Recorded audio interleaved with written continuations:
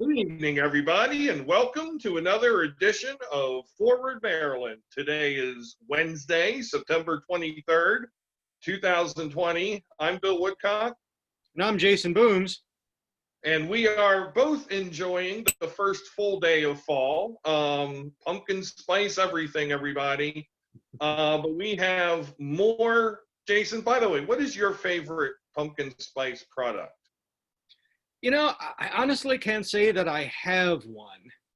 I tend to stick with the vanilla lattes. Starbucks does them well, and the better thing is I can see all sorts of famous and powerful people hanging outside strategizing Starbucks all day. So that's a lot of fun.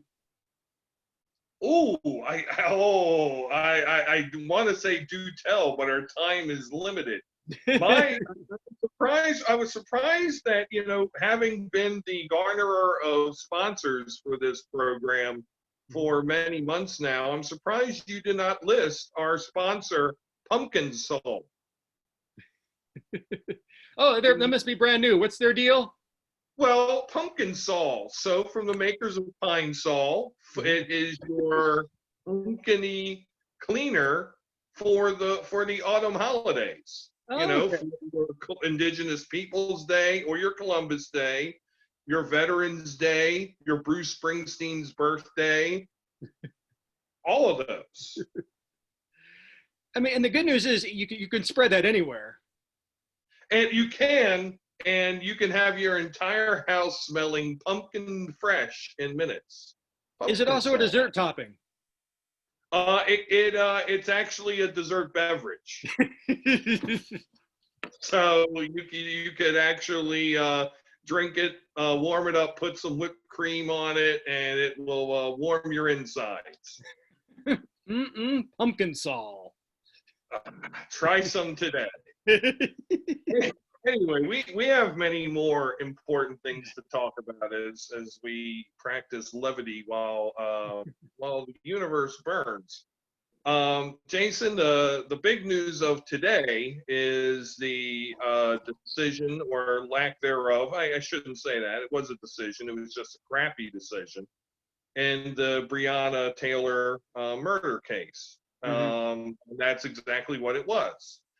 Yeah. And as we all know now, at the end of the day, the state's attorney and the attorney general of Kentucky decided not to charge any of the three police officers in anything related to the actual death of Breonna Taylor. And in fact, only one of the officers was charged with 3 counts of essentially what boils down to reckless shooting. Endangerment. Yes, which would essentially be, as I understand it, the same crime as if I drove into a random field in Kentucky, got out of my car, pulled out a gun, and took 3 shots in any random direction. Because theoretically, I could hit somebody and kill them, even though I didn't see anyone. And so that is the same level of crime. Louisville is ripe with protests this evening. I understand that there's a lot expected throughout the South this evening. I frankly wouldn't be surprised to see protests expand nationwide over the next day or so. I know that you have been closing this very podcast a lot and have been noting a lot on your social media about the number of days since Breonna Taylor was murdered, still no charges, day 194, and now this happens. Please tell me what your thoughts are about this. Well, I'm not sure if it's just a combination of being this age and just naturally jaded. It wasn't a surprise that fact that only 1 in 3 of the officers were criminally charged. Class D felony, I think it was 3 counts, each carries a maximum of 5 years in prison, $15,000 bail, which is nothing. It's just there's no real penalty. There's no real there's no real enforcement of the law if someone can get away with murdering someone, and there's no punishment behind it. I mean, and now it'll go to trial, and who knows how this case will be handled, if it'll be settled for a much lesser amount or maybe even no jail time. I mean, there's no justice here. There's simply no justice. And so it's just it's another tragedy in America, apparently, that if this is what we're left with. And people wonder why there's a Black Lives Matter movement. They wonder why there's protests occurring. It's for exactly these reasons, which are self-evident and widely reported. So and people don't get that at this point. There's no way of reaching them. So frustrated, angered, that's all there. You said something that was very interesting at the outset, which is, I guess it's this age I'm in. Mm-hmm. And I guess you're right. I mean, we're several years apart, but late 40s, early 50s. And I can tell you, I saw this coming from a mile away. And when the settlement was announced for $12 million for the family, and plus we promise that we're going to do all these things to educate our police, and we promise that we're going to have these initiatives, things that did not have measurables, metrics, goals, milestones, anything. I thought to myself, and I told people, the fix was in, and something like this was going to happen. Even that being said, I thought that even then, all three of these officers would be up on what equates to a manslaughter charge, which is, which for the layperson out there, other lay people like us, are negligent or, accidental deaths. But to not a class D felony. Right. Yeah. To go where this is, I mean, this was like a felony is not good, but this is basically weakest possible felony ever. Yeah. This is just doing something you're not supposed to do with something that could hurt somebody really badly or kill them. Mm-hmm. And to watch the Attorney General of Kentucky's, who I will mention was a featured speaker during the Republican National Convention, but to watch his press conference later that afternoon was just to watch an exercise in denial at the very least, and if not a criminal enterprise in itself. Given the particulars of that case, given the calibers of the bullets that were used, given the size of the space in which the bullets were fired, I find it hard to believe that any modern day police department could not detect the ballistics to figure out exactly whose bullets went where in Breonna Taylor and which one was the fatal shot of the six that killed her. Not to mention whose bullets went everywhere else. I believe there was something like 47 bullet shots that were fired from the police officers' guns. But yet there's not good ballistics. There's no ballistics that can tell that. The lip service that we're given to the we understand that this is a topic of national importance, and so we ask everybody to understand that this was the decision that was made and to support the decision. My word, it sounded like what came out of people's mouths 25 years ago in the O.J. Simpson murder trial. Lip service. The language about moving forward from this, and we need it was very plastic. There was no remorse. There was no kicking the can. There was no, I'm pissed off about this, but due to the laws of the state, this or the Commonwealth, this is what we have to do. There was very little compassion. I mean, the compassion was read off of a cue card. Mhm. And to your point, this is why people protest. This is why people get angry. This is why people get active. This is why people, are doing what they feel like they have to do to get their voices heard, because the systems have completely let them down. And how much longer can we ask people to be understanding when they're getting killed?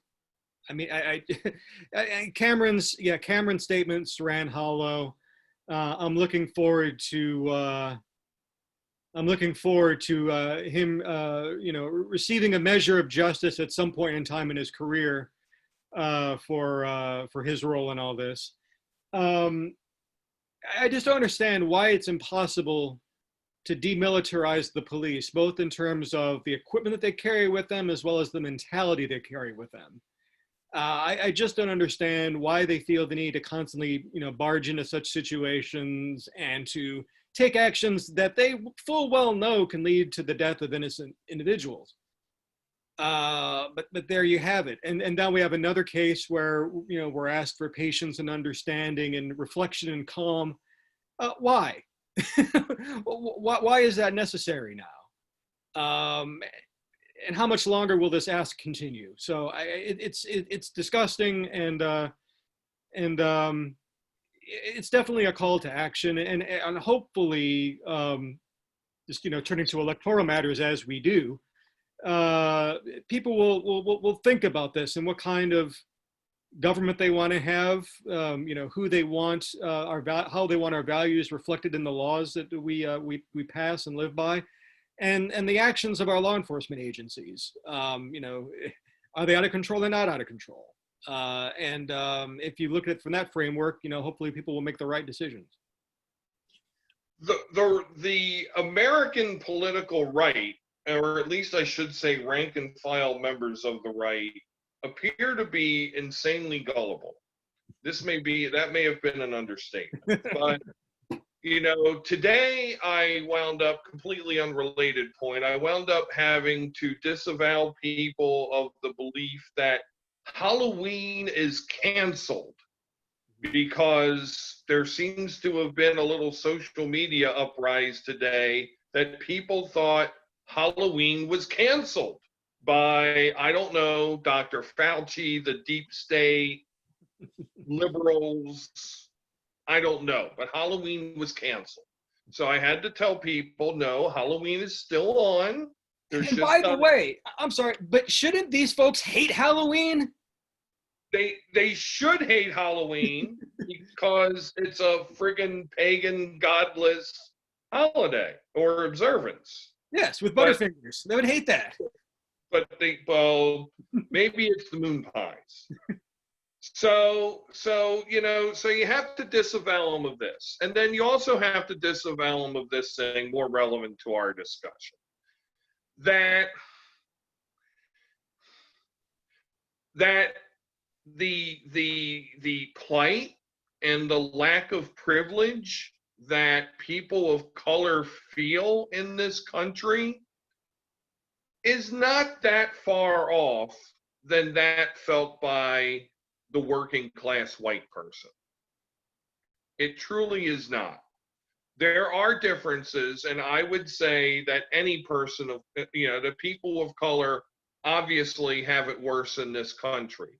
Yes. But there are a lot of working class white people who are the same people who are showing up at the rallies without masks, saying the government is doing me, government sucks, the government is this, the government is that, and they're praising the same person who has the shoe on their throat. It is absolute insanity. And I think what starts to bring back the cities is when the Black Lives Matter movement starts to become more of a rainbow-based movement. I mean, it has been awesome in the in the protests in May and in June and July, and even with what we've seen up to this day in Portland, that there are people of all shades who are involved in this. It's not a black only movement or a brown only movement, but but when these, but when more of these people, when more of these poor whites in these cities, in a Louisville, in a Minneapolis, in a Baltimore, when they realize that they are subject to the same economic discrimination, not to the same extent, but it's a lot. And when they are subject to the same being outcast, not to the same extent, but it's a lot, then I think we'll finally break through.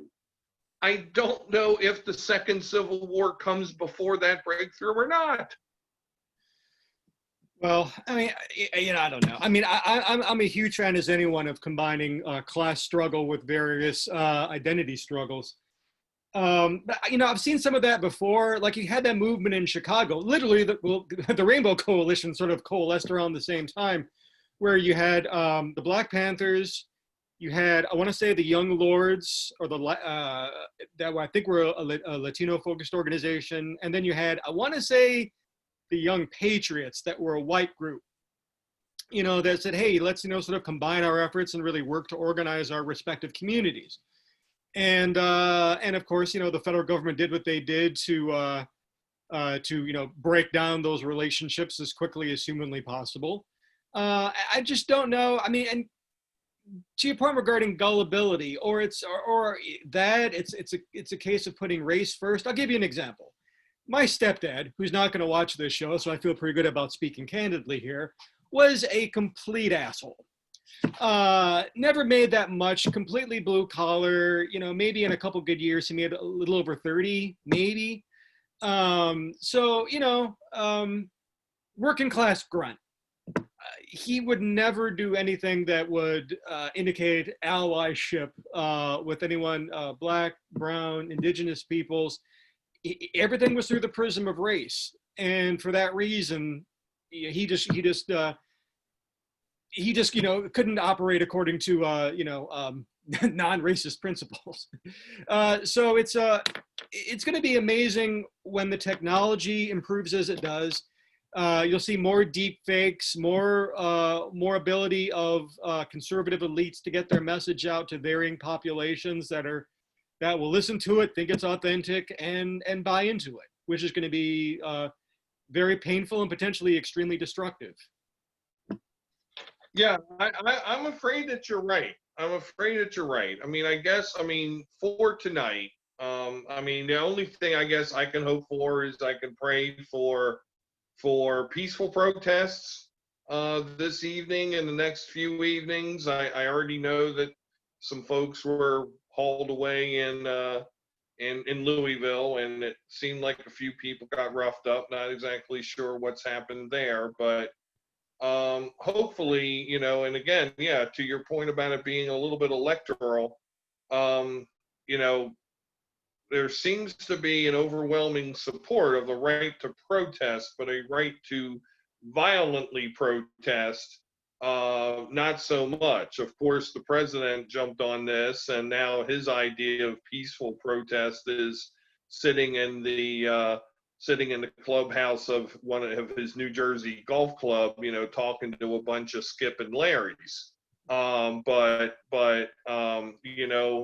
For people who are out there protesting, I certainly hope that they march strong and march proudly, but think before they raise their hand on another person or on a piece of property. And I will say this. Definitely bear in mind what the local statutes are regarding anything that has to do with peaceful assembly or even carrying certain devices. I know, for example, some people like to carry pocket knives with them if they're above a certain length. That could land you in a serious situation. And of course, I would be remiss if I didn't say a lot of the violence that we're seeing is coming from the police or affiliated agencies. Um, you know, like I was telling some folks earlier, with Antifa, maybe with folks from that mindset, okay, maybe an exuberant protester, knocks down a garbage can. But the real violence is being perpetrated by those that are, in essentially paramilitary formations. And those are the folks you really need to look out after and to seek out guidance on appropriate, or just ways to avoid trouble from them. Which leads us into a very appropriate segue into our second and other topic of the evening. And I do want to spend about 10 minutes bringing this up. We have to cast our gaze back to good old Howard County, as Monday evening, the Howard County Council took up legislation. I believe it's called CB 51-2020, which would end the county's, which would call for the end, rather, of the county's contract with ICE. Which I believe gets it somewhere in the neighborhood of about $2 million a year. As I was reading through again various social media, amazing that I gained things from social media today. I learned of various notable Howard County progressive commentators who were queried about their opinion on CB 51, and I saw your handle listed, Mr. Booms, amongst others. I believe we have talked about this before. So dare I say the commenter does not follow at least this fair podcast, which is clearly their cultural loss. But what are you making of the current issue with ICE? Because this has been percolating around good old Howard County for really about 4 years now. Well, I just want to step back on one thing, because the thing that bothered me the most about, well, there are many things that bother me about this immigration issue, this bill, how it sort of came into being. It was the progressives wanted to tear into each other over this regarding, who's a proper progressive and who's allied with who. I mean, and that may just be just a fact of how the party operates. I just look back upon, or with amazement, at how the Republicans would really keep their folks in line so extraordinarily well, even during times of crisis. Case, and going national level for a quick second. I mean, you would see Paul Weyrich arguing that he had gathering with the social conservatives all around the table. You had Grover Norquist with all the economic conservatives around the table, and no matter what was going on, they were on the same wavelength. Is Speaker Gingrich about to get bounced? All right, fine. We got plans for the next. Moving on.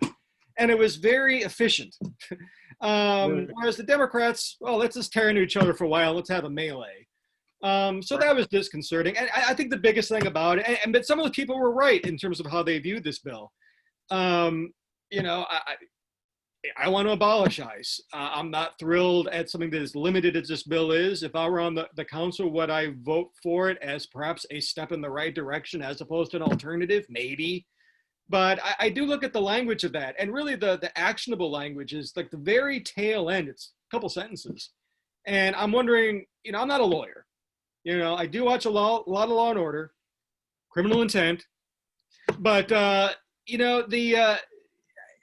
it seems like there's loopholes to this particular council bill where they could get around it and find ways to keep people incarcerated. So I'm not really thrilled by it. I don't consider it to be really that progressive a piece of legislation. I don't know. What are your thoughts? Well, I think I am vexed. And vexed because with two different administrations, one of each party, 10 different council members, because the Howard County Council completely turned over. due to the 2018 elections. However, there is still organizational memory there in the form of the county executive and others, that this is the best we can do. And that essentially this gets down to what was very disturbing to me was that this was getting down to an issue about $2 million in the Howard County budget, as opposed to the human toll, and as opposed to making a statement for what we are as a community. I think there's maybe a little bit too much listening to the nut jobs on social media, Facebook and Twitter, who have just shown up since March. They're angry for whatever reason. Crap, I saw a guy who was laying into the county government today because Money Magazine only made Howard County the 5th best place in the country to live. A few years ago, we were first. Well, asshole, did you ever maybe think that you might be part of the reason or not? That's what I felt like saying, but I didn't say because I didn't need a fight today. It's disappointing. It's another in a long string of disappointing things I have seen produced in Howard County over about the last 18 months. And I wish I could put a finger on it. Failing that, I'm about to put 2 fingers on it, which is that to say both sides in their own special way suck. And I'm kind of at the point of starting to have enough of it. No, I definitely know what you mean, because it seems like anywhere you turn, someone who should be a friend is disappointing you for reasons that are poorly grounded in any sort of philosophy. Well, it's here we go talking about what we don't talk about when we're recording, boys and girls. There's a certain word that have been used in conversations about how business is done in Howard County. And that word is transaction, and that manner of doing business does not bode well in terms of having a guiding philosophy, a guiding North Star, a set of principles.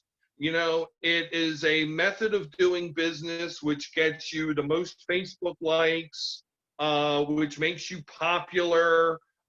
Which brings the listeners, viewers, readers to your blog, podcast thing that you do. Including this one. We're part of it. And you have to act and behave in the public sphere with principle. Which I would like to think we do with the thing that we do. I think many, many others do in the things that they do.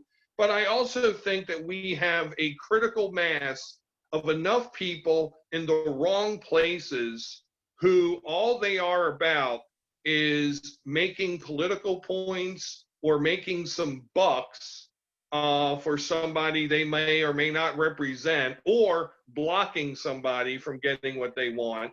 That the concept of doing good public service for the majority of people in this community goes out the window. Yeah.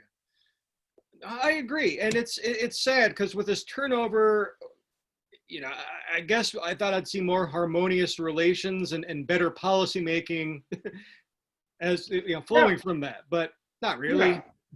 I mean, we've had 2 of the council members on as guests. Invites have gone out to the other 3. I think it's just safe to say, ladies and gentlemen, step up your game, because this is not helpful, and this is not what people have come to expect. And if we want to keep if we want the Howard County Council to become what the Howard County Board of Education is becoming, the people who are in there now need to step it up. 14 members of the Board of Education have turned over the past, no, 11. I'm sorry, my fault. 11 in those 7 seats over the past 3 elections. And it's chaos. And you can't maintain governing principles if you keep rotating the people who sit their butts in the seats.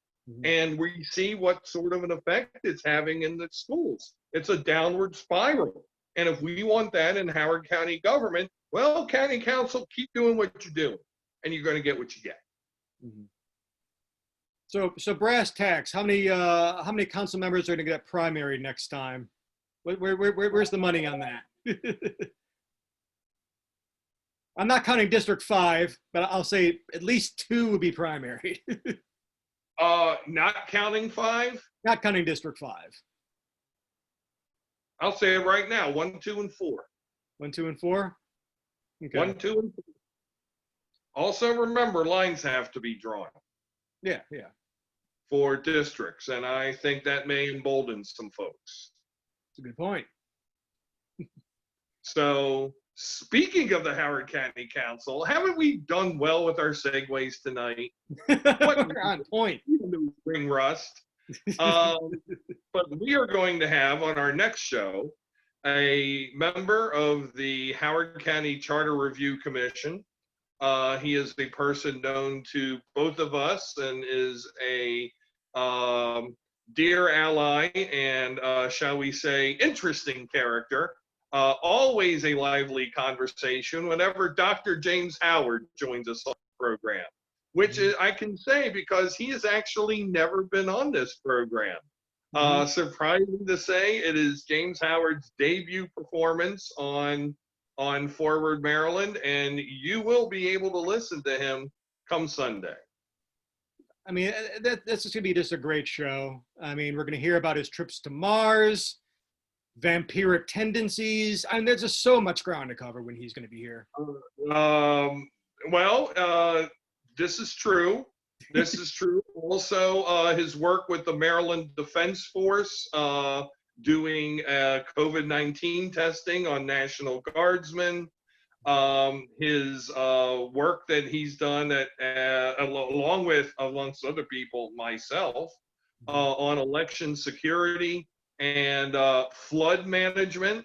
He is literally a treasure trove of information. So the first of what I would believe would be more than one conversation with Dr. Howard tomorrow evening. We are getting towards our pumpkin soul hour. Jason, do you have anything in closing? No, just be careful, everyone, tonight, and we'll see how this case evolves, and hopefully at some point there'll be justice for Breonna Taylor and others. Rest in peace, Justice Ginsburg. A lot has happened since we've last been on. Yeah.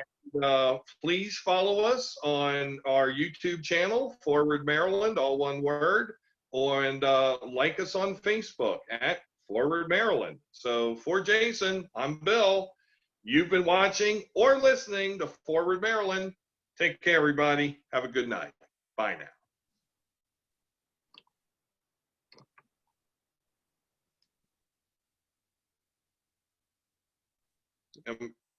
Okay, I think we're done. Just want to make sure. Recording. Oh,